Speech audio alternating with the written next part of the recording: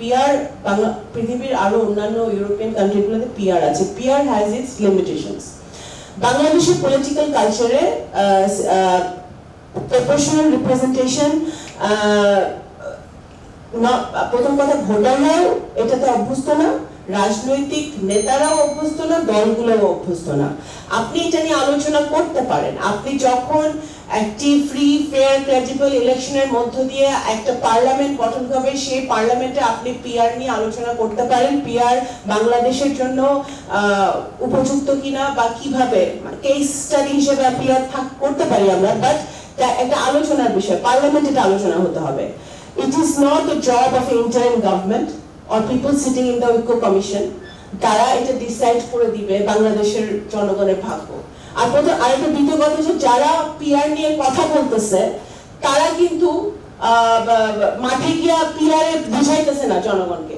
তারা কিন্তু একবারও বলতেছে না যে প্রপোর্শনাল রিপ্রেজেন্টেশন কি।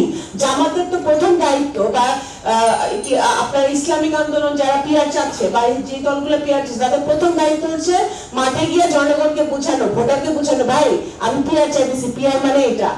ওরা কিন্তু এটা বলতেছে না, ওরা বলতেছে ভাই আমি আসছি, আমার গাড়ি পাল্লায় ভোট দেন, আমার এই মার্কায় ভোট দেন, ওই মার্কায় ভোট দেন। তো দ্যাট মিনস কি, ওরা পিআর শুধু ঐক্য কমিশনের রুমের মধ্যে বিস্কিট চা বিস্কিট খেতে খেতে চাচ্ছে। তারা পিআর নিয়ে আন্দোলন করছে because they want to create another problem. They want to, এটা আমি যখনই মনে করি আপনি ঐক্য কমিশন 1 মাস বাড়িয়েছে না টাইম, তো ঐক্য কমিশনে আপনি একই বিষয় নিয়ে আলোচনা করতেছেন, আবার ওই বিষয় নিয়ে আপনি মাঠে যাইতেছেন, ভয় দেখাইতেছেন, আপনি আন্দোলন করবেন। কারে ভয় দেখাইতেছেন, কারে আপনি শক্তি দেখাচ্ছেন? যে শক্তি ভয়, সেই শক্তি আমরা দেখায় আসছি, সেই আমরা মায়ের খেয়ে আসছি, আমরা ঘুম হয়ে আসছি, আয়না ঘর দেখে আসছি, আমরা তো সেই জায়গায় ফেরত যেতে চাই না।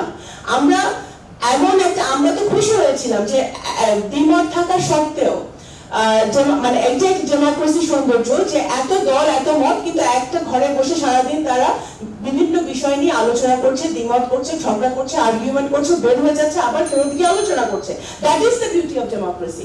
এখন আপনি যদি আবার রাস্তায় যান, তাহলে তো আপনি আওয়ামী লীগকে সুযোগ করে দিচ্ছেন যে শেখ হাসিনা দিল্লিতে বসে বসে তারা চেষ্টা করতেছে এখানে অস্থিতিশীল তৈরি করার। তো why do you want to go back পিছনে?